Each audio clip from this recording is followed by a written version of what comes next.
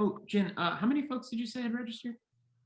We had about 88 folks that were registered for today. So a good group of folks that are joining us all now. Welcome to those who've already joined us. We are going to give you all a few minutes to everybody get settled in for our Sustainable in the City. Thinking Upstream. Happy Wednesday, everybody. Hope you're doing well. Hopefully you're joining us with lunch, or maybe you're like me and maybe you're like me and Jen and you're going to be doing lunch afterwards. The weather today isn't super great, but it's okay. And just out of curiosity, before we started the session, we were just randomly talking. But how are people working today? Are you returning to the office? Are you still working from home, or is it hybrid? You can go ahead and toss that in the chat if you feel like doing so. And we will be getting started momentarily.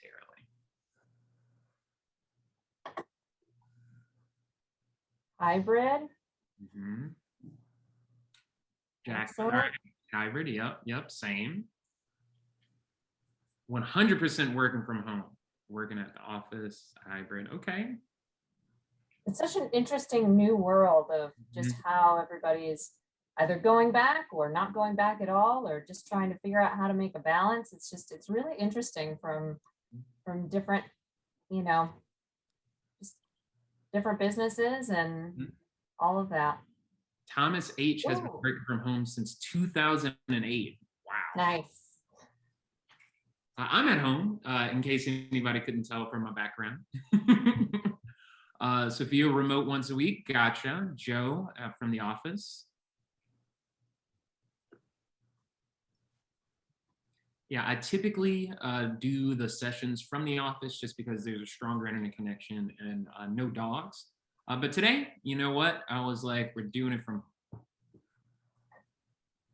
And if the dogs make an appearance, I mean, everybody loves dogs. We'll probably get more people watching on YouTube afterwards.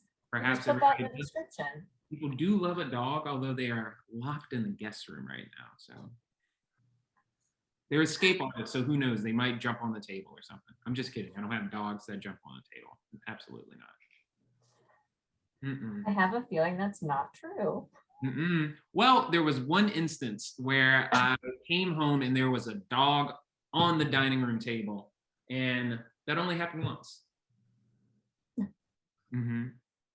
I feel like it's usually the coffee table, because the coffee table is the same height as the couch. So there are some odd times when you turn over and look from the kitchen to the living room and the dog is half on the couch and half on the coffee table. Not quite sure what's happening when that happens, but they're not supposed to be on that table, that's for sure. This was a small dog on a tall dining room table. I don't know how the dog got up there, but So it's 12:04. I think we're going to go ahead and get started. Again, welcome everyone to Sustainable in the City, Thinking Upstream. This web series is brought to you by Urban Green Lab and Metro Nashville Public Works. My name is Patrick King. I'm a Sustainability Education Manager with Urban Green Lab.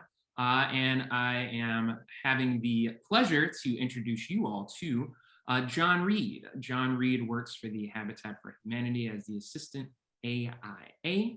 And he does a lot of really, really cool things. So we're going to be hearing from John very shortly. But first, my co-hostess with the mostest is going to give us a primer. And before I get too ahead of myself, what we're talking about today is construction and demolition, which is kind of a smaller piece about the question of waste. If you're unaware, waste is a really, really big conversation in Nashville. What we do with our waste, where it goes, and where it's going to go in the future are conversations that are happening right now and that are going to be very important in the short term and the long term to all of us, and honestly to the larger community here in Middle Tennessee. Please stay tuned. Hope you enjoy the session today. If you have any questions, feel free to drop them in the chat. We're going to do the Q&A after we get through the presentations. And if you haven't already, please subscribe to Urban Green Lab's YouTube channel. On there, you can find all of the previous sessions and future sessions of Sustainable in the City. I'm going to drop that into the chat shortly. And with that, Jen, I'm going to pass it off over to you. All right, so I'm going to stop sharing this screen, and then I'm going to zoom, and I'm going to share a different screen here. really quickly. Let me get this going for everybody. All right. So this is, so my title is the Waste Reduction Program Manager here at Metro Nashville Public Works. So as Patrick was talking about, waste is a really big topic that we're talking about at the city level on how we can reduce our waste that we're sending to landfill.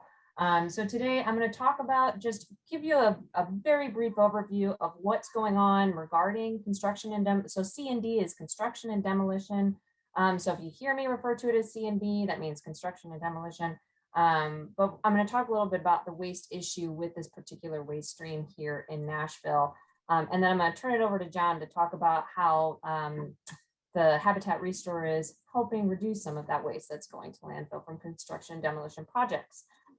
So first off, I just wanted to start with some information from the EPA. They estimate that 600 million tons of C&D debris were generated in the United States in 2018. And I think what's important about this and in this statement is that they tell you that it's more than twice the amount of generated MSW, and MSW is municipal solid waste. So that's all of the just basic waste from residences and from commercial businesses, all the stuff that you're just regularly putting in the trash that goes to landfill. So construction and demolition waste is twice the amount. It's a huge, huge amount of waste that is going to landfill. And here in Nashville, it is absolutely the case that we are sending a lot of this waste to Nashville. It is, you know, those US levels are very similar to what's here in our city because we are growing. And even as COVID has not proven a deterrent to any of the construction and development that's going on in the city, I'm sure many of you have heard about the Oracle development that's coming. We've had Amazon come in. The Nashville yards, all of these big major development projects that are coming into the city, they require demolishing a lot of buildings and building a lot of new buildings, large buildings, and both of those activities generate waste or generate debris. I like to try and use the term debris because waste implies that we're sending it to landfill, but debris gives us this idea that maybe there's other things that we can do with this material. So here in Nashville, just some stats, about 23% of that municipal solid waste, so just from residences, from businesses, some construction and demolition debris just is incorporated into that kind of regular trash that we're sending to landfill. So 23% of that, but we've also got a construction and demolition landfill here in Nashville. And in 2020, 526,000 tons of construction and demolition waste went to landfill, to that landfill in last year. That is just a huge amount, and that's a huge increase. I think it was about 200,000 tons of an increase from the previous year in 2019. So again, COVID has not reduced the amount of construction that's going on. Now this landfill, some of you have probably heard, I think we mentioned in a previous episode that landfill had recently asked for an expansion, but that was denied by the Solid Waste Region Board that's here in Nashville that does review those expansion requests. So it's not expanding right now, as far as we know. So it does have a limited time span. And also I have this chart on here too that shows C&D waste that's landfilled versus recycled. And this was taken from 2016, but this trend has continued that we are throwing away more and we are recycling less. And that's also true of construction and demolition waste as well. So what does this material look like? What are we talking about when we talk about construction and demolition debris, rather? So demolition debris, when you demolish a house, it's a whole set of materials such as masonry and concrete. You've got wood in there, you've got metals and plumbing and piping, shingles, there might be asphalt shingles, there might be, clay tile shingles. There's also all those interior things as well, your appliances, stoves or refrigerators in residential homes, or you also might have HVAC systems. You've got furniture, fixtures that might be left in a building or home that's part of that demolition process. There's carpet, there's all kinds of things that are coming out from a demolition. But a lot of that stuff is highly recyclable if you're able to separate that material out and send it to places that can manage and reuse or recycle that material. And same with construction debris, but construction debris is very different. It's a very different quality of material because construction debris is essentially all of that brand new material as opposed to the old building or old, fixtures and finishes that are in that building.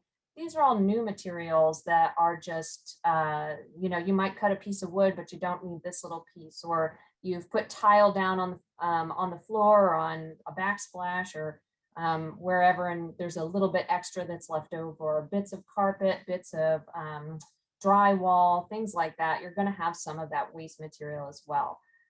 So there's certainly more waste material coming from a demolition site than there is going to be from a construction site. But between both of these types of projects, a lot of this material, it's highly recyclable and highly reusable. There's still value in this material as opposed to sending it to landfill where there is no value left. We just bury it and leave it. And that, of course, has implications on our environment. So how are we looking at managing all of this material? What can we do in terms of construction and demolition waste to reduce what is going to landfill? So one thing that we have done is developed this more specific waste pyramid for construction and demolition waste to help illustrate some of the things that you can do to reduce this waste, but similar to the food waste pyramid, to the just regular waste pyramid. The higher up on this pyramid you are, the better it's going to be for the environment, for conserving resources, reducing pollution, and all of those positive things. So the more sustainable these strategies are going to be for us. So at the top of this pyramid, we have, first of all, designing for less waste. As always, with any kind of waste stream, if you don't create the waste in the first place, you don't have to figure out how to manage it. You don't have to think about recycling it or reusing it or sending it to landfill because it wasn't there to begin with. So if we can design our buildings better, that is a way that we can encourage less waste going to landfill. And one of the biggest trends I've seen has been, and we talk a lot about this here with our folks here internally at Metro, at the Metro Solid Waste Division, is talking about prefabricated design and better understanding how there are opportunities to design pieces of a building or large parts of a building, design that basically in a factory setting, in a controlled setting. So you design the material, you build this whole thing in a factory setting where everything can be measured perfectly, cut perfectly, and you reduced the waste that might have been created when you're trying to build something like that on a construction site. So if somebody is in a factory cutting the same piece of wood at 6 inches every single day, and part of that process to build those prefabricated materials, that's going to be exact. Whereas on a construction site, you might have different crews coming in, different contractors coming in that, one person here or there, they're trying to do all those cuttings on site and they might miscut something, or there's just a lot of opportunities to reduce your waste by prefabricating that material before it even reaches the construction site. So that's one way to design for less waste. But there's a lot of room in there to do a lot more just from that design perspective before a building or project ever gets started. We also encourage at the top of this hierarchy to reuse existing buildings. Rather than demolishing an entire building, take that building, what you can use of it, and actually reuse that material. Then you're not sending that whole building to landfill. So preservation, I think everybody has really been concerned about downtown historic 2nd Avenue and all the preservation that has gone on downtown to preserve our historic buildings. That's a great way to reuse existing buildings. Downtown is a great example of how we've done that. To keep these buildings, they're still in perfect use for today's needs. So reusing existing buildings. Then deconstructing buildings for material reuse. I won't get too much into this because I think John's going to be able to go into this a lot more for us. But the idea here is that buildings that are currently constructed, especially historic and older buildings, they have a lot of really valuable material. So if you deconstruct the building piece by piece, as opposed to bulldozing it and demolishing it, there's more opportunity to salvage material for it to be reused. So as opposed to recycled, so you can actually reuse it for what it actually is. Then recycling C&D debris is still, there's a lot of material that has a lot of opportunity for just basic recycling. So after you demolish that building or some of those materials that are coming off of that construction site, sending those to someone that can recycle it, chip it down and turn it into like concrete, for example, crushing that up and using it for aggregate for sidewalks or roadways or other infrastructure projects, things like that. There's a lot of opportunity to recycle material as well. There's also some material that can be recovered for energy uses if maybe it can't be recycled or some of these other options don't work. So there's a lot of options for this material before we consider sending it to landfill. Now, Metro, we have our Zero Waste Master Plan that was adopted in 2019 by the Solid Waste Region Board. They approved this plan. And in this plan, there's a whole lot of information in there about how we're trying to reduce all of our waste that we send to landfill. Our goal is 90%. So reducing our waste by 90%, that's a very lofty goal. And a big chunk of that goal really is focused on construction and demolition waste. This is something that we have not focused on as much in past planning. And this particular plan really gives a moment to recognize that this is a very large piece of our waste stream that we need to address more specifically and more targeted to really try and reduce this waste, especially over the past decade, as we've seen, or multiple decades, as we've seen such an increase in construction and demolition here in Nashville. So through this, I've just kind of listed here, you can see the main strategies that are included in this plan are just some basic waste diversion strategies to require recycling containers with construction sites and demolition sites along with those trash containers. We also want to look internally at Metro and how we can improve what we're doing to reward and require contractors and developers that might be working on a Metro project to divert more of their waste from landfill, that C&D waste from landfill. The major, like the number one strategy that we are looking at, of course, is to mandate construction and demolition recycling. So to say that if you were going to build a building here in Nashville, or if you were going to demolish a building, you're required to recycle a certain amount. So that is our top goal for this plan, because we know that if we're able to implement some type of recycling mandate, we can reduce our construction and demolition waste or reduce all of our waste that we send to landfill by 14%. So that's a really big improvement in reducing our waste to landfill. So that's a big portion of this as well. We also are we need to make sure that we are providing a market for this material, for that recycled or reused material. So making sure that we are, through our procurement processes, requiring more recycled content through things that we purchase, through infrastructure projects, through sidewalk projects, things like that. And then also down the line, we also want to include a deconstruction ordinance. So those buildings that have value, those older buildings that have value in the material that really are worth deconstructing and salvaging that material, we want to be able to find a way to require that in some way so that we aren't just demolishing the building and sending it to landfill, but really finding a higher and better use for that material. So that's the C&D portion of our Zero Waste Master Plan in a nutshell.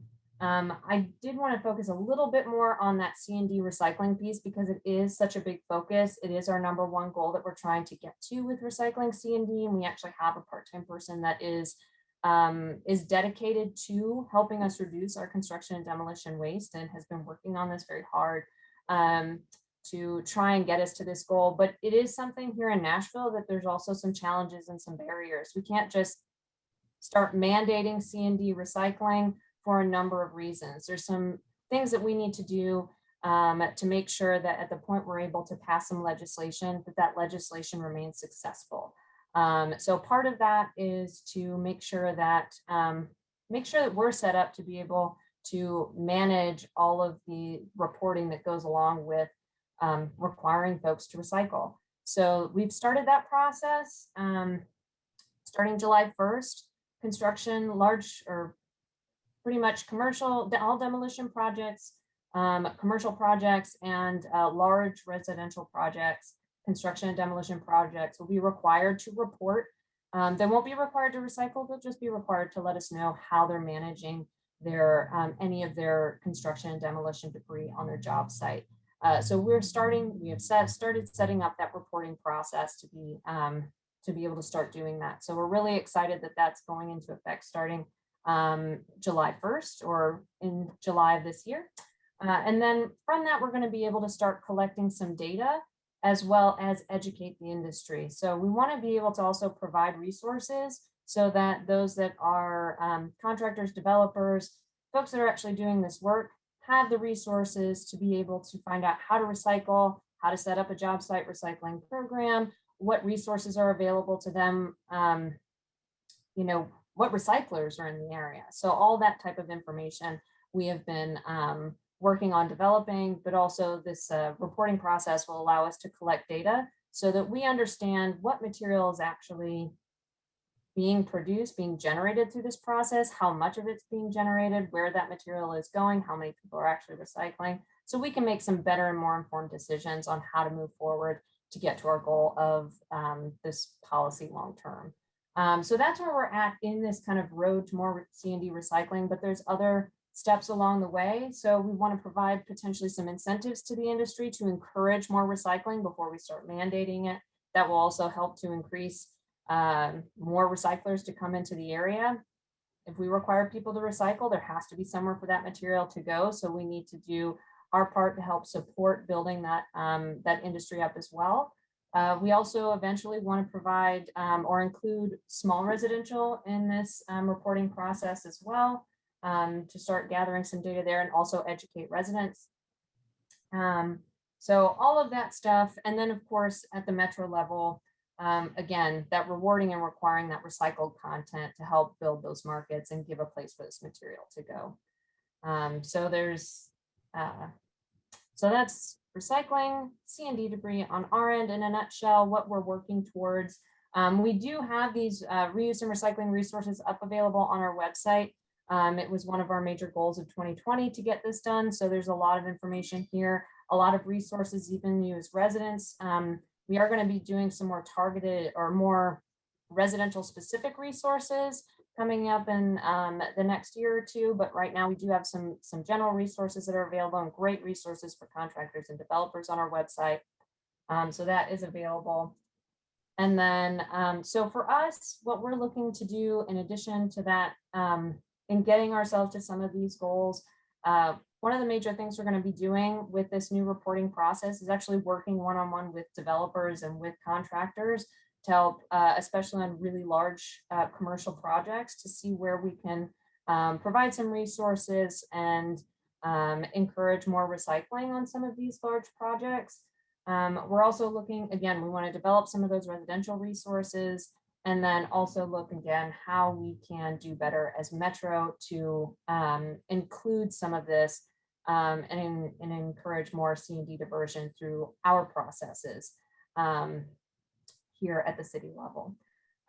So all of that is being done as well in tandem with industry leaders. We're working very closely to make sure that we're meeting the industry where they're at. So reaching out to contractors, developers, architects, recyclers, all of the academics, all the different folks that are in this industry to make sure that the decisions that we make meet the industry where they're at and to do our best to be as successful as possible. So that in a nutshell is essentially kind of what's going on with C&D debris, why it's important that we're reducing that waste, what's going on here in Nashville and what we're trying to do as Metro. So that was my quick in a nutshell. And I'm going to turn it over to John now to talk more about Habitat for Humanity and what they are doing with deconstruction. Great, thanks, Jen. Let me share my screen here.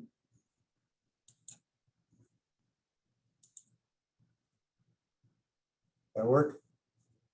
Perfect. So my name is John Reed. I work for Habitat for Humanity here in Nashville. We build about 40 houses a year.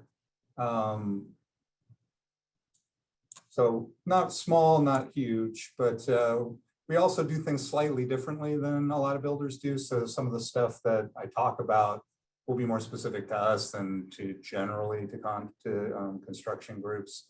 But there's a lot of similarities too. One of our big advantages is we have volunteer labor. They're not volunteer labor. It's a better way to say it. Volunteers who really put in a lot of time, and we get a lot of stuff done with them. We do most everything other than the real trade specific things with volunteers. So we have that advantage. We also are doing things, from the ground all the way through punch at the end. So we have an opportunity to move material around in ways that people can't. But it all starts. We start off with the land development. We actually we're not full developers. We hire somebody to do all the big work. We don't have that kind of equipment, but we do work with the engineers about setting it up right from the beginning. How do you not create dirt that you got to move? You try to do what's called cut and fill. Anywhere that's too high, you put where it's too low. You leave everything kind of on the site as much as possible. It's all about generating as little waste as possible. That's kind of the main way of reducing. We also do a lot with water. Just real quick, I'll talk about kind of the other things. Water retention, detention ponds, depending on what we need to try to keep the things out of the river systems. Silt fencing while we're building. All this other stuff is there after the houses are there. So what water would have soaked in kind of stays behind in these ponds and it either evaporates or soaks in the ground or it's released slowly. So it doesn't overwhelm the river system. In construction itself, we have the advantage of being able to kind of design things and build them with volunteers, so we can really use a lot of the scrap. Somebody else would tend to have somebody who's framing the house, they're gone after that, so they're not as careful with it. Especially now, lumber is so expensive that we're really trying hard to keep every piece that we can. Because later on you need a lot of the little pieces that might have got thrown away by somebody else we can use in a bunch of different ways. And I'll hit on a few of those as we go along. So when we're doing like the wall panels, we can design them in such a way to use as little waste as possible. We can do that with the way the houses are designed with drywall, so that you use full sheets of drywall. You're not cutting up a bunch of it. So you try to keep all of that down. We also use an energy efficient framing, which is one good for insulation, but it also means less wood. The more wood isn't as good an insulator as insulation.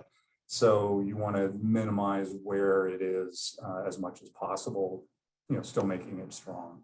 And then we also use we used to have just books of paper, and as soon as you could print out 6 of them for everyone to have a copy, something would change.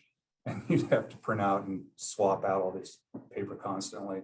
So for a number of years now, we've gone through a few different construction document software programs where, I can hear about a problem, change it on the paper, on the plans, and get it back out to them in just a matter of hours or less, and there's no paper involved at all.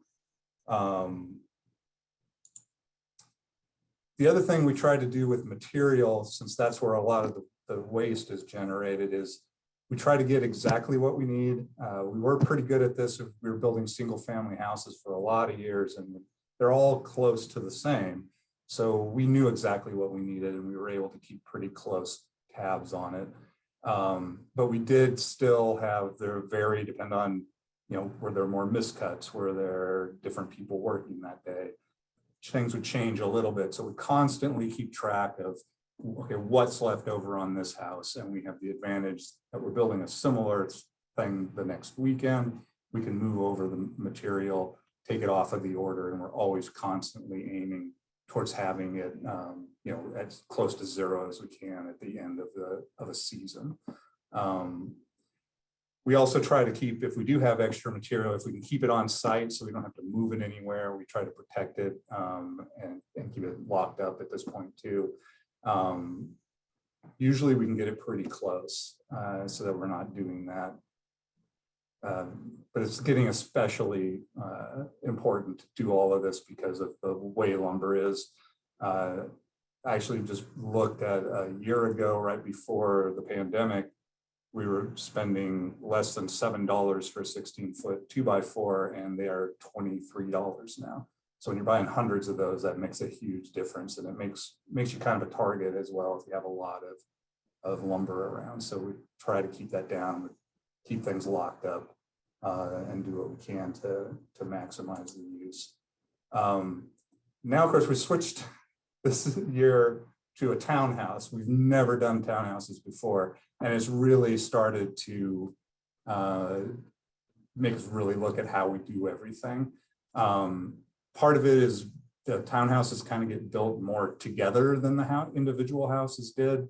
It's a little harder to keep track of material that way. What do you need exactly? We haven't built these before, so our takeoffs aren't quite as honed in as they were. And then we're also getting a lot of the just-in-time challenges, mostly due to the pandemic. There's a lot of things that take just months that you used to be able to order, and now it's, you know, wall panels, if you bought them pre-built like we used to, that's 6 months, so we couldn't do that anymore. We had to start building them ourselves, which worked out pretty well, actually. The volunteers really enjoy it.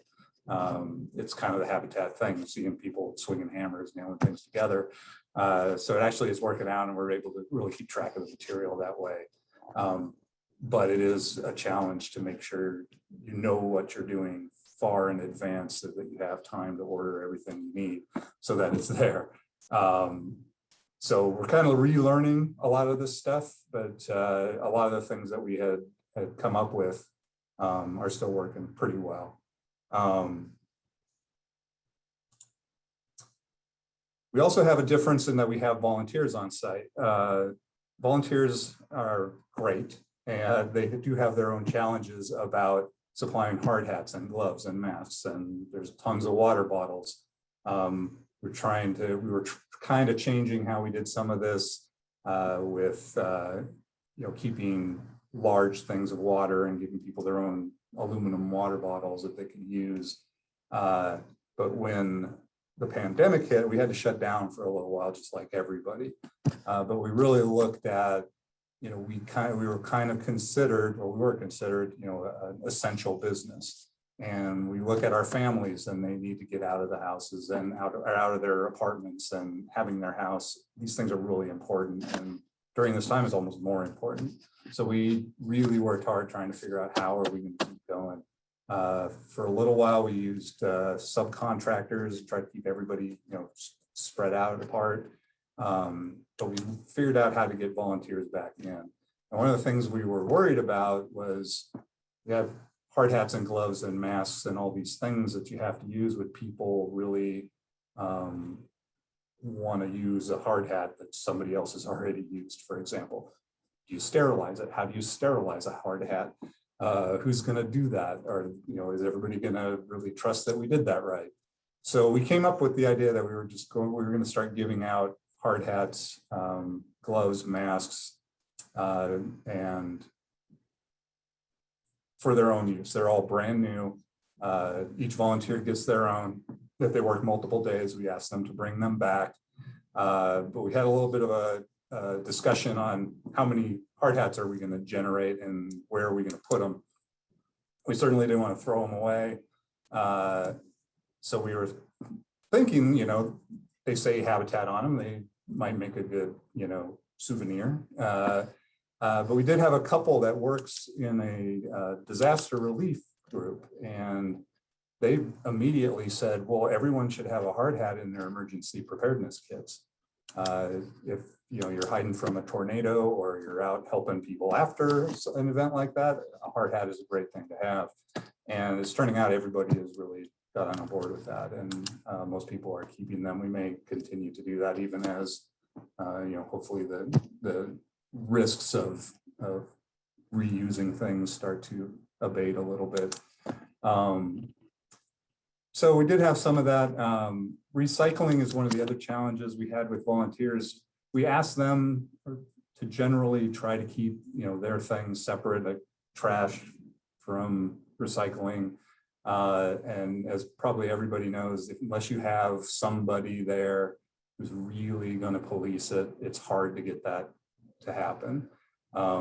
We even had that to some degree at the bigger level when we were trying to do, when we were doing lead, we had to separate things. So keeping recycling separated in a dumpster level from non-recycling was really pretty challenging. And you throw on top of that, everybody likes to dump their couches from the neighborhood or the neighborhood next door. So it was really a challenge. So it's like, I think the real key was trying to eliminate as much of that waste as you can in the front, rather than trying to figure out how to recycle it after the fact. Was the biggest take we had. Just real quick, this is one thing we do.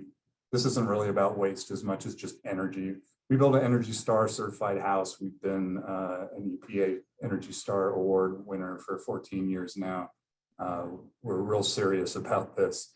Air sealing, high insulation, performance water heaters and HVAC systems. I know you guys covered this a lot last week or last event. But it's really important. And I have this slide. I was out checking on the lot next door to this house actually when I saw this, and I thought this is a great picture. So the house in the background, all the snow is melted off because all peat is leaving the house.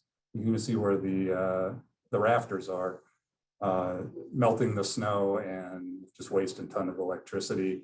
Our house is the one in the foreground, and it's got all its nice blanket of snow because the heat is staying inside the house where it belongs.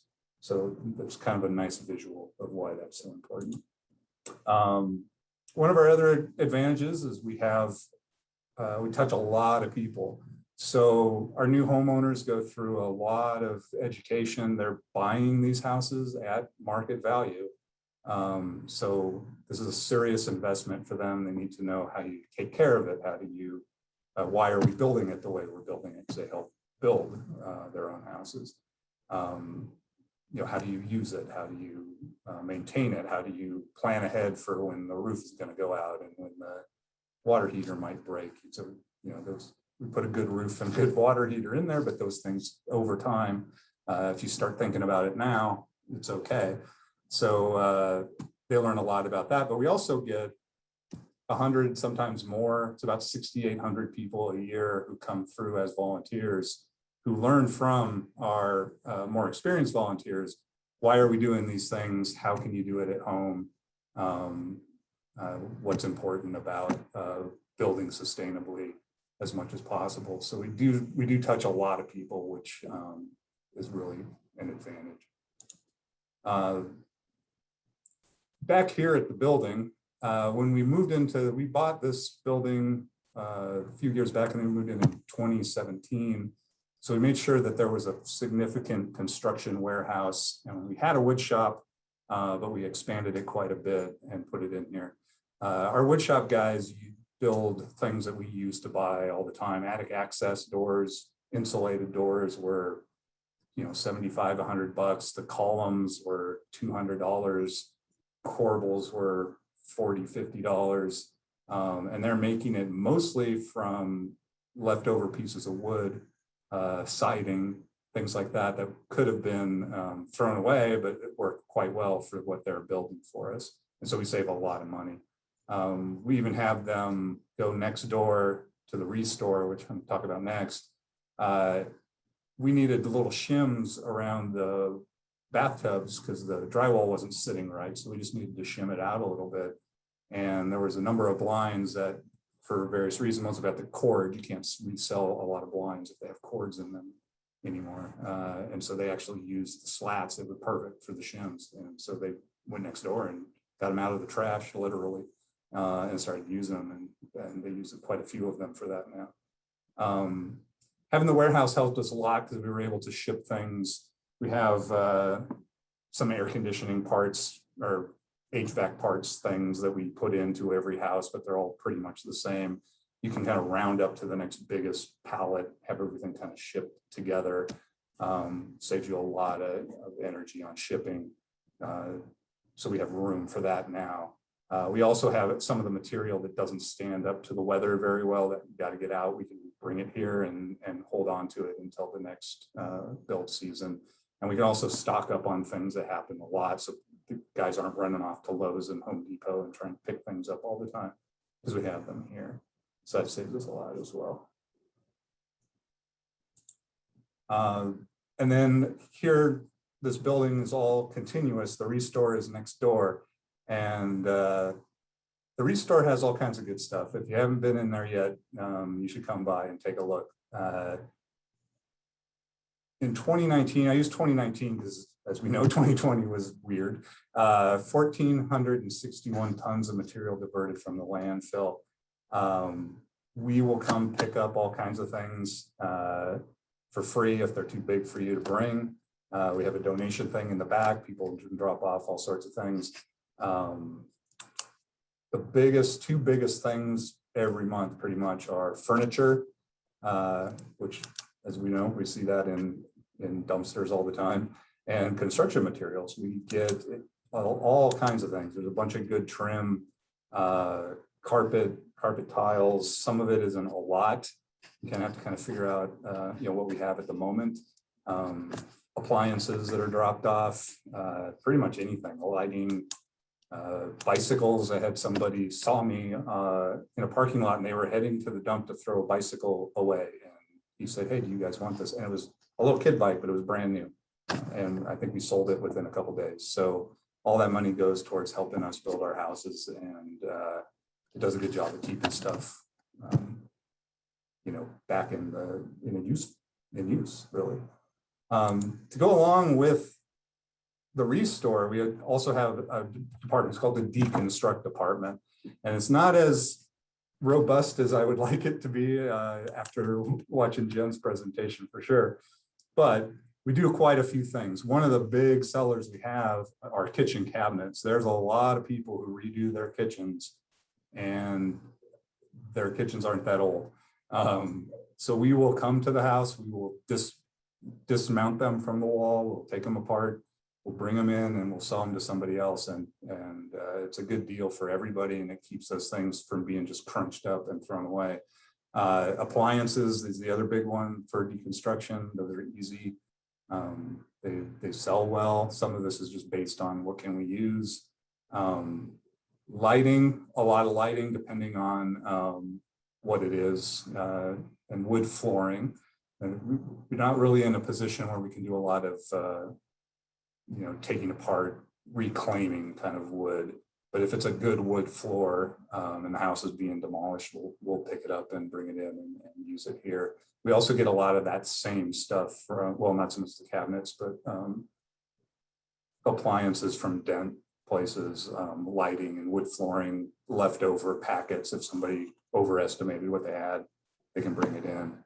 Doors and windows, I showed here, if they're nicer, newer windows, we'll come and actually remove them from the house and use them, so they don't have to be crunched up. They're a little tricky because we do have some other places that donate new windows. It's hard to sell a really old window.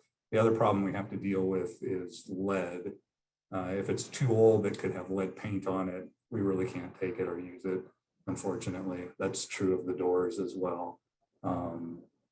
The plumbing has actually the same issue. There's a certain certification it has to have. It can't be too old because there's a lot of lead was still used in plumbing, and you're not allowed to resell that at this point.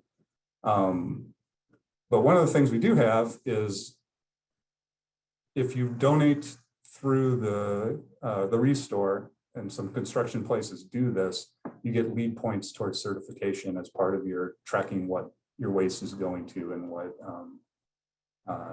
I think that's true of wherever you put it, but this is a good place to put it in, and talk to your lead people about how that works exactly for your points. But it's a good way to pick up some points rather than throwing anything out. And then in the office, just real fast, we try to do some things here, try to keep the plastic and paper out. We have dishwashers and all kinds of stuff in the kitchen, central printers to keep toner cartridges to a minimum, basically. It's just a little bit easier to run. Anyway, that's a quick overview. I think I'll give this on back to Patrick then, and we can answer any questions. That's kind of what I'm interested in, is seeing what people have to ask. All right, so we do have a fair bit of questions, and if you still have any questions, feel free to keep those coming in. Jenn has done her best to answer some in the chat as well, but I think we do have a bunch of questions. So I'm gonna start from the top. Some of these are for Jenn, but John, if you have any additional context, you can go ahead and toss that in. But first and foremost, there was a registration question that we asked, and it was, have you ever considered using refurbished or gently used construction materials, appliances, etc., for DIY home renovation projects? What concerns have you had or challenges have you faced and consider going reuse for DIY? So we got a lot of comments on that question, but most of those were centered around just the refurbishing project process. So John, I'm curious if you can just talk about how those items go from being in a home to being refurbished to being sold at the ReStore, because it seems like a lot of hesitation just comes from people just don't know what the refurbishing process looks like. Okay. It sort of depends on what it is. There's a lot of things that are brand new, actually. I picked up a door I created, a sliding laundry door. So I have to pay for everything. I don't get a discount. So it's still it's a good place to go. It was like $40 for a frosted glass door that would have cost me a couple hundred somewhere else. So a lot of the windows are brand new, things like that. Some of the appliances are used. If they're kind of too beat up, we don't take them, and we do test them all before we put them out on the floor. So the appliances work out pretty well. Like I said, plumbing got hard because of the rule about it has to be certified that it doesn't have lead in it. And that's a little hard to find in something that's just sitting in a sink somewhere. So we have to pass on a lot of that, which we wouldn't like to all the time. But the sinks are usually okay. We don't really clean them fully, I suppose. So you're gonna have to get what you get. But you look through, there's, like I said, there's some that people will redo a kitchen that's brand new as far as I'm concerned. And the appliances that come out of there are in really good shape. And then we also get a lot of dent things. Then a lot of the other stuff is like carpet tiles. Generally, they're not used. They're brand new. It's just somebody bought a whole bunch of them, maybe miscounted how many they needed, so they end up at ours. There's a lot of carpet things where you could do, they're bigger than my living room, but they wouldn't maybe do the entire house, but you can get a good chunk. So there's a lot of things like that that are new, boxed everything to take a look at. And even paint, there's some paint that, when people try to guess how much paint they're going to get, they end up with 4 or 5 gallons extra. And so you can kind of pick through and find a color you like, and all sorts of projects. We're doing a chair or something, there's plenty of paint for that. Yeah, I guess maybe the shorter answer there is if you haven't gone to the ReStore, you should go and see with your own eyes, right? All right. So our first question that we have here submitted is for Jenn, but John, I'm also interested if you have any thoughts on this. Is what has the city thought about how to turn waste into resources like other countries require? For example, in Germany, they require all construction debris separated by type, so materials can be sent into different recycling streams. And then additionally to that, one way to incentivize builders is to recycle is to change a huge material waste deposit as part of a building permit and let them earn money back from reducing waste. Yeah, this is a great question. It's I didn't want to I could spend many hours talking about a lot of details that go into this, because these are absolutely the types of things that we are looking at the metro level and with our zero waste master plan. For the mandate, the deposit system is what we are looking at specifically as an option. There's a lot of different options for mandating recycling, but that deposit system is one that is has been proven to be effective. So that's what's partially recommended in the zero waste master plan. We would absolutely look at that and have started researching that and what other options are available out there. In terms of the material, and Patrick, if I miss anything in all of that, let me know if I didn't touch on everything here, but we're absolutely also looking at how this material can be, the recycled content can then actually be used in projects. So looking at concrete is a big one, but it also requires TDEX, meeting very certain specifications for strength and A lot of things that go beyond what I do, but I understand that there are a lot of specifications that go into actually being able to use this material to make sure that it's safe to go into infrastructure projects.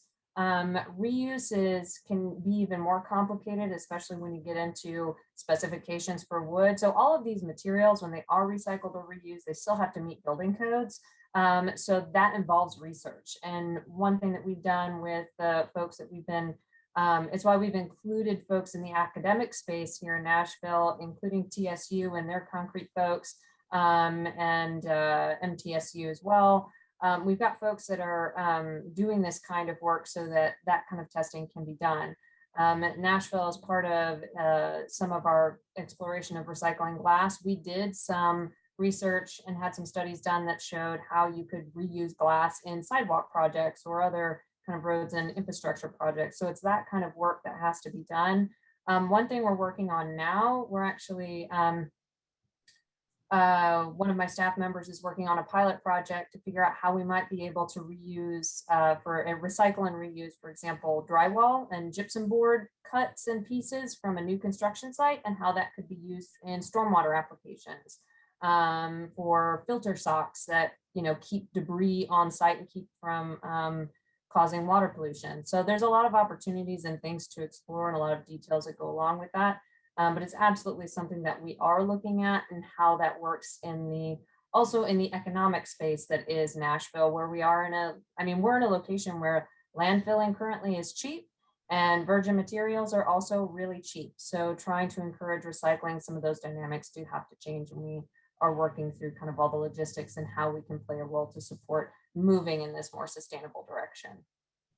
Did I catch everything? Was there anything I might have missed that I could touch on more? I don't think so. But I might have some questions that also kind of mirror some of those points. So apologies if I ask those. No, it's okay. And so we still got the questions coming in. Please keep them coming. I am keeping track. Jenn, those numbers that you used in your presentation, were those from the Solid Waste Master Plan, which was released in 2019? Yeah, the 23% was from the waste characterization study. The 526, I think, thousand tons, that was from our recent annual report. And someone also did ask, so I'm gonna throw this in here with it as well, about the tornado and some of the disaster debris. Yes, there was some of the derecho and the tornado debris. Some of that is included in that 526,000, because that's the amount of material that went to the C&D landfill here in Nashville in 2020. So some of that is included, but still, if you look at all of the, you know, annual reports, you can just see this climbing increase in landfill debris. Okay. This one's for you, John. Are volunteers required to sign a injury waiver? And where does a volunteer sign up? First, yes, they do. They do fill out a waiver when they get on site. It's actually done mostly online. Most of our volunteers actually come from the sponsors. It costs money to sponsor weekends or an entire house. Some places do entire houses. Nissan, a lot of churches, and there are others who only do a day or a weekend. They get first dibs on filling all of the volunteer slots. But there is occasionally times where we don't have something like that, and they try to fill in with other people. I would go, if you want to, if you're interested, go to our website. It's habitatnashville.org, and you can either call in to the main office, or you can look at some stuff there. They have some places to sign up. So like I said, we do occasionally have times where we need to pull in a few extra people, but for the most part, it's filled in with sponsors. Yeah. And I'll be sure to provide that link in our follow-up email. This next question goes to you, Jenn. Are we looking to what other cities are doing in this area around C&D waste? I know Chicago already does a lot of this. Absolutely. We have looked very closely at what our peer cities are doing. So we're looking at cities that Austin is a really big one for us to look at, a peer city that is here in the South, kind of has some of those same dynamics that we have, seeing what they're doing. We're also looking at, you know, we're looking to California, we're looking to Portland, we're looking to Seattle and some of those cities as well as aspirational peer cities, and how we can incorporate some of what they have done into what we're doing as well, and how we can be successful. here in the Southeast, we do have a lot of challenges that are very different from other places in the country.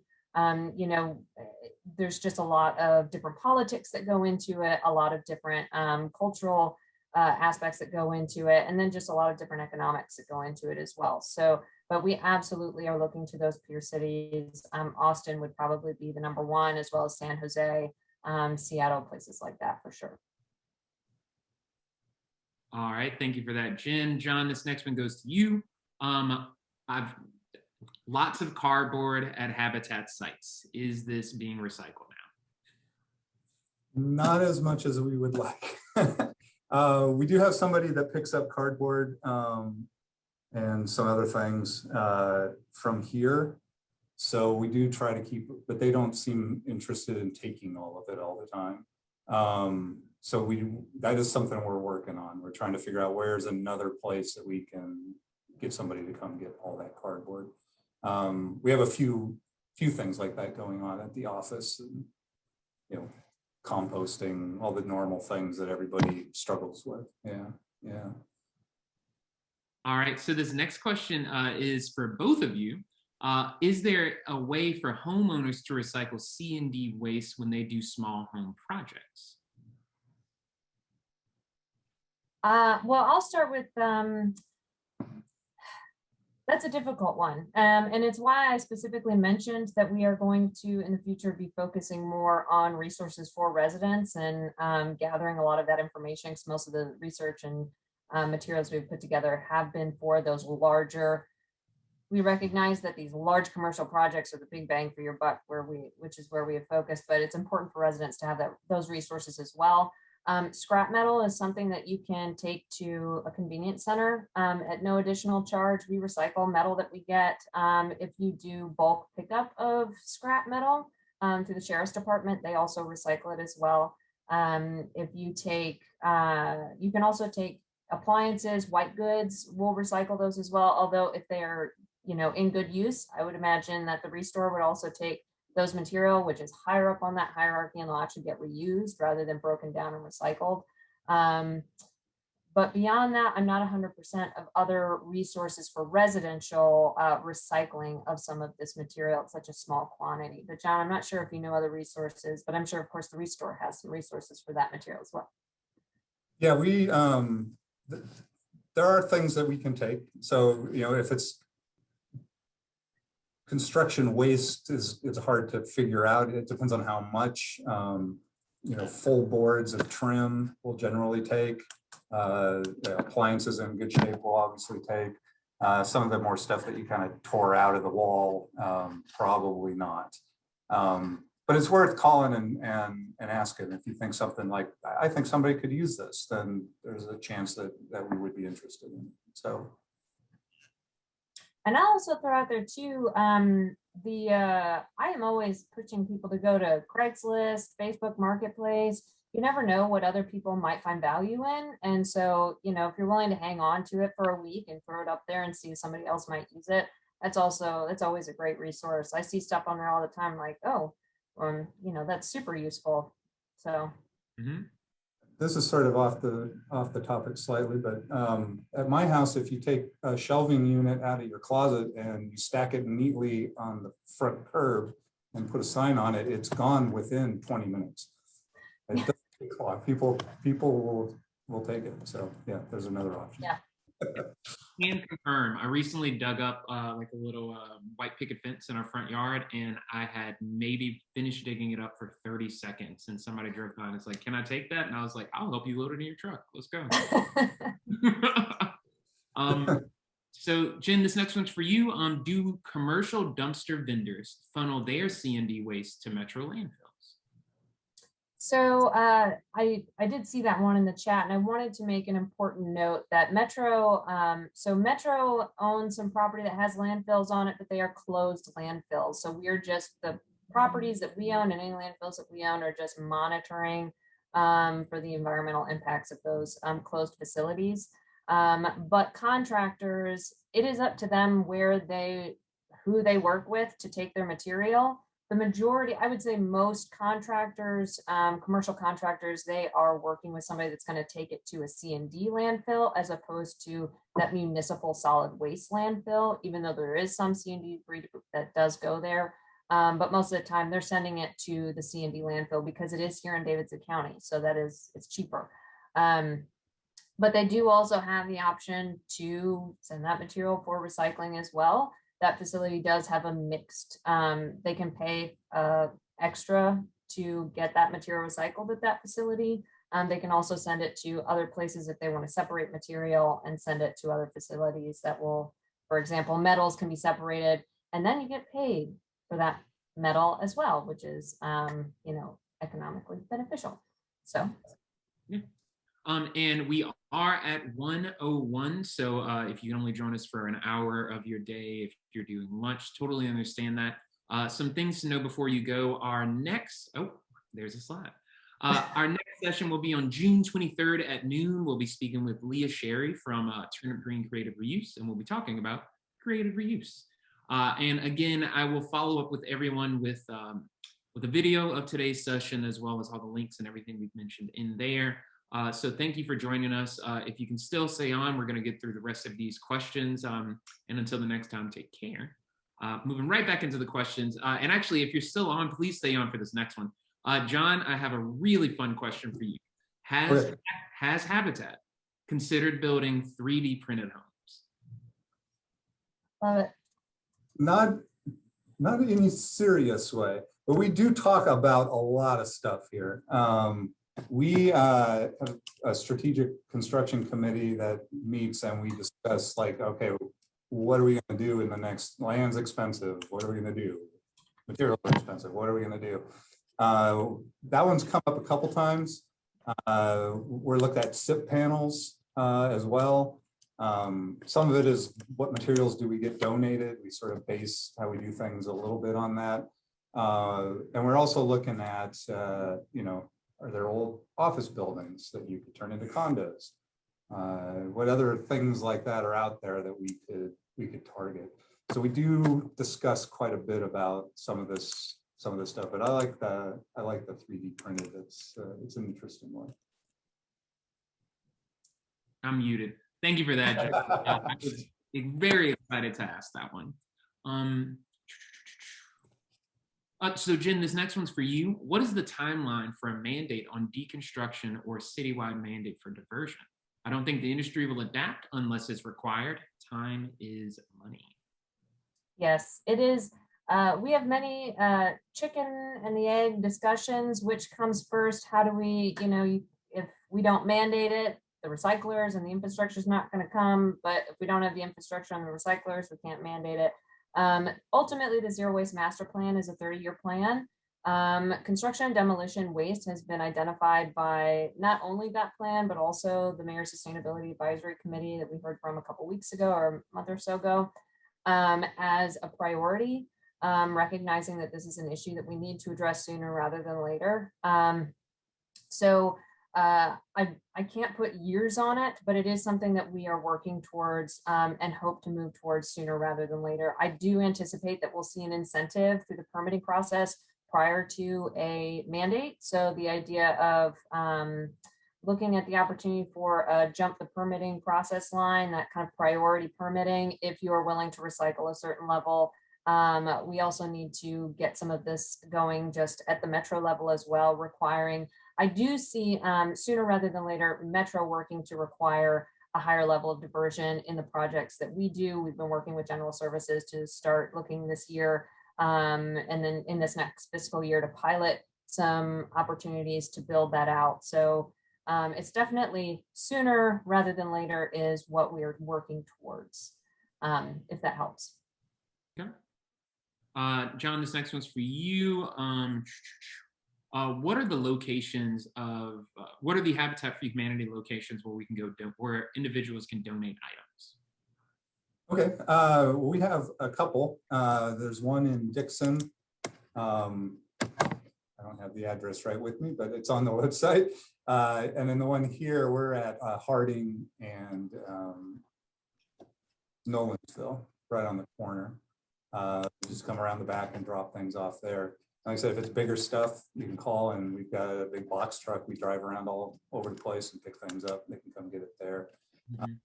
There will be a one in either somewhere in Wilson County. We had to close the one we had, and we're looking for a site, possibly Mount Juliet. So that should be coming back open soon. But that's where we are now. Yeah. Okay.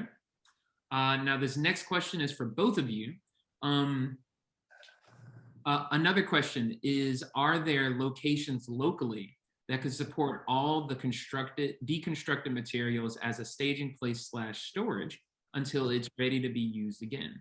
How do other cities and countries handle the glut of materials generated from deconstruction and demolition? And so that kind of sounds like, you know, a little bit of what the ReStore is doing.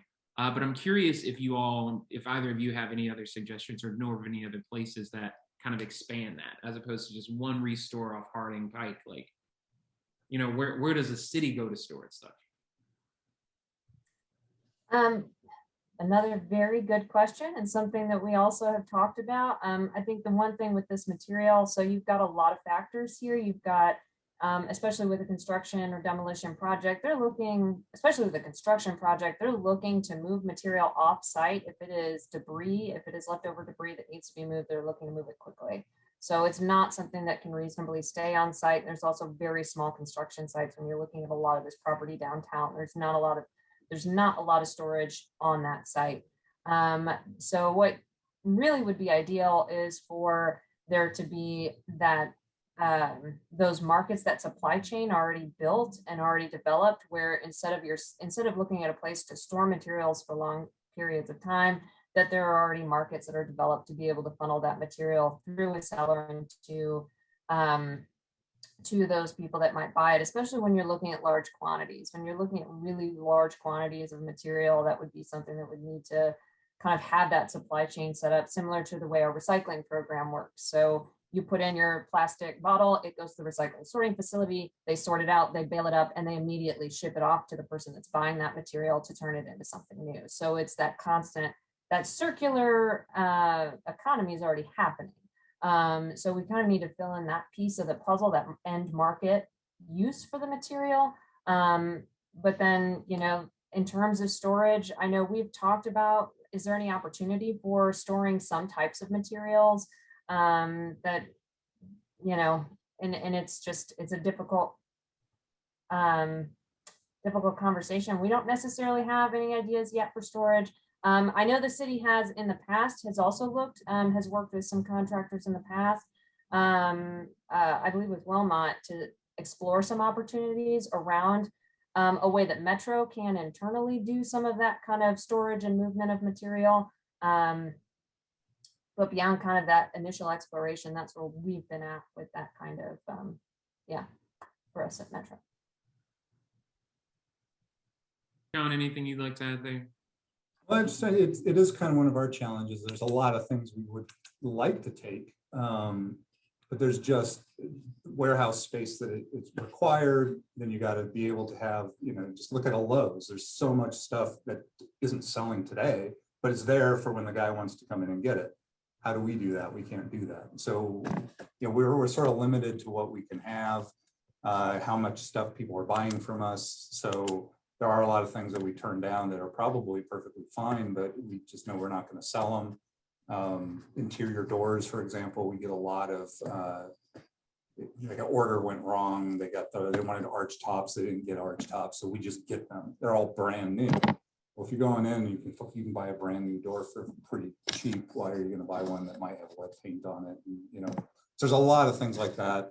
Brick is one of those that, you know, it seems like you should be able to do that, but brick weighs a lot. And it's hard to move around. It's hard to put somewhere. So yeah, that's one of the things that it really limits what we can do. We don't have the space or the just the capacity to be able to do stuff like that.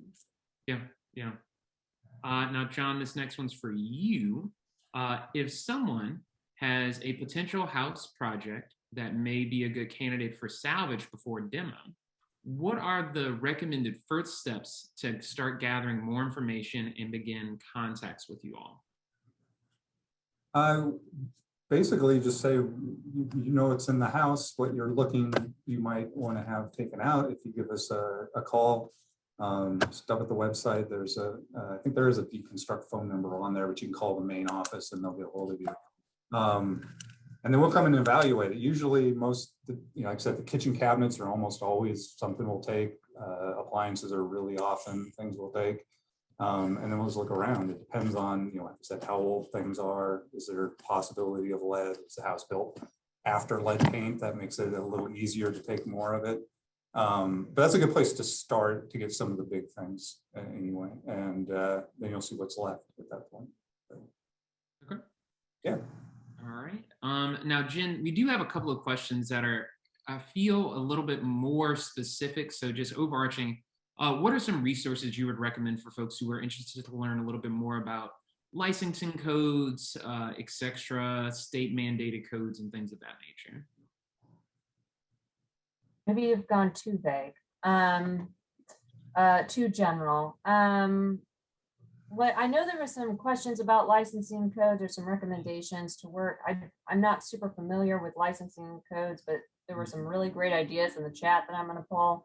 And look into for sure. If you are curious about state regulations or local regulations around any of this, I mean, the first place to go is to Tennessee Code and to Metro Code as well. All of that stuff is available online, or just reaching out directly to those departments.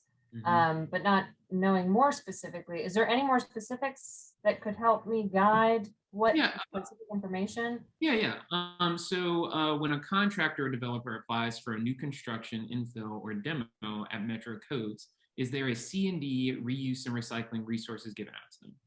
Oh, yes. That was great because that is exactly one of the reasons why we built all of those materials. So starting July 1st, anybody that is required to provide us with a debris management plan or report, they will get emailed all of those resources. So yes, that is being incorporated into the permitting process for those projects. It is just for those larger projects right now and the majority of demolitions. And then in the future, once we have those residential resources and incorporate that program in, it will include that as well. Okay. And then real quick fire, do you know if our TCA addresses C&D waste? Or are there any rules and regulations from the department, from TDEC? They have all kinds of stuff. C&D specifically, I mean, we follow most of their regulations. And so I know, for example, recycled content, if you're looking at, there's stuff smattered all throughout there. Specifically for C&D though, let me look and see what resources I can provide that we can put in the follow-up email that might be helpful, because there's a lot of different stuff and very detailed stuff that may or may not be helpful. Okay. John, this next one's for you. Is it possible to recycle cement from a demo and possibly turn it into sidewalks? Yes, it is possible. There are some requirements depending on where you're pouring the concrete. Strength requirements, Metro sidewalks have specific things they require. So it can be used usually as a large aggregate. You break it up into chunks, and instead of buying stone again, you're kind of using that. So it is possible. There's a lot involved in same thing, who takes it, who hauls it off, where do they store it, you know, unless you're able to mix it on site. That way. We don't do a lot of demolition kind of things, so it's not something we really see. Yeah, we're mostly building new. So. Okay. Speaking of buildings, Jen, this next one's for you. What are some of the barriers to mandating deconstruction in Nashville? Well, when you're talking about any kind of mandate here in Nashville, you know, you're looking at kind of the first thing that we want to avoid is making sure that we are kind of meeting the state where the state's at. So we don't want to do something that then could, you know, maybe not be allowed by this at the state level. So we want to make sure that whatever we're doing is going to meet state regulations and continue to meet state regulations. And so that can be somewhat of a barrier, as well as we also, in terms of deconstruction, identifying which homes and what building stock in Nashville. There's just a lot of logistics that go into figuring out what does that mandate look like and who's going to be affected by this mandate. And so identifying all of those factors. I'll be honest, my employee is, she is so far deep into deconstruction. She could probably answer this question a lot better than I can. But just with anything, any kind of mandate, there's the political impacts of mandating anything in Nashville, pushback from the industry, and then also managing that material. So where is that material going to go? We talked about the storage, talked about that economy that's available for that material. So all of those kind of have to be put into perspective before we can mandate something like that. With deconstruction in particular, we are looking and see the recycling mandate as a first step before moving to deconstruction as well. Because that recycling mandate will increase some of those markets and that infrastructure availability to be able to then require deconstruction. Okay, so we got two more questions. This one's going right back to you, Jen. Does the National Trust for Historic Preservation have a storage place for historic materials that can be shared with other cities? That's a great question. Not that I know of. I know that here locally, our Metro Historic Commission, they work any kind of deconstruction project that they might encourage. They typically are trying to not do any deconstruction for historic buildings and keep them in place. But if buildings do have to come down, they do try to encourage folks to deconstruct for salvage, and they work, I know, with like Preservation Station and with other companies that kind of do more of that preservation work. But to my knowledge, the National Trust doesn't specifically have a storage location for that material. I know following the tornado, there was a lot of historic buildings that came down, and some buildings were, we're looking to salvage material, and that was a question then as well of figuring out where do we store this material, how do we get it somewhere that can be used. Okay. And last question, where can folks go for information on what can be recycled at different convenience centers? What can be recycled and what? At different convenience centers. Oh, well, that is an excellent question. So we have on our, go to recycle.nashville.gov, and there is our waste and recycling app is the best place to go, because we have housed all of that information based on the different types of materials you might be trying to get rid of.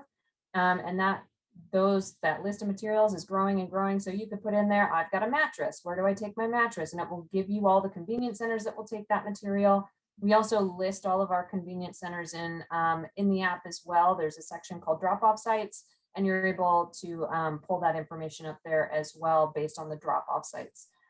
So all that information can be found there. You can also download that to your mobile device. Very exciting. I'm very much pushing the app because it's got so much wonderful information. Teach you how to recycle right, and where everything that you might need to get rid of can go in the most sustainable way that we know of that you can send it. Excellent. So that's going to do it for our questions. There are 3 suggestions that I just want to read before we go. For small residentials, it may be a good presentation to present to the local chapter of REIN, the Real Estate Investors of Nashville, and I'm going to provide a link to that. Mandating recycling, construction, and demolition materials sounds good. It would be great to coordinate with the codes department, such as a demolition permit requires a recycling plan and requires 2 sets of dumpsters at the job site, one for recycling and one for regular waste. And then lastly, a suggestion is to work with Metro Licensing Department for professions to include this info into their required material to obtain business licenses. And so those are the 3 suggestions. We are done with questions today. John, I'm curious, do you have any parting thoughts or words of wisdom you want to share with attendees before we wrap up? Haven't thought about that yet. Recycling, I think, is towards the end. You need to really think about what are you doing to keep things from having extra stuff you got to throw away in the first place, like reduce it ahead of time. And then the second one is, if you are interested in it, you got to have somebody who's really the champion of it, who's really going to pay attention and keep track of it and keep track of it and keep track of it, because the world is trying to work against you by dumping their couch in your recycle bin. Truer things have never been uttered. That is amazing. Jenn, before I sign us off, is there anything I missed? We're going to be providing all the links and everything that we mentioned in our follow-up email.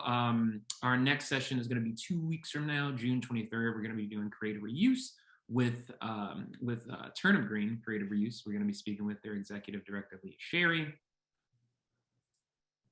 Other than that, I will say if you have my email will be in the follow-up email. So if you do have any additional questions about what we're doing, please don't hesitate to reach out.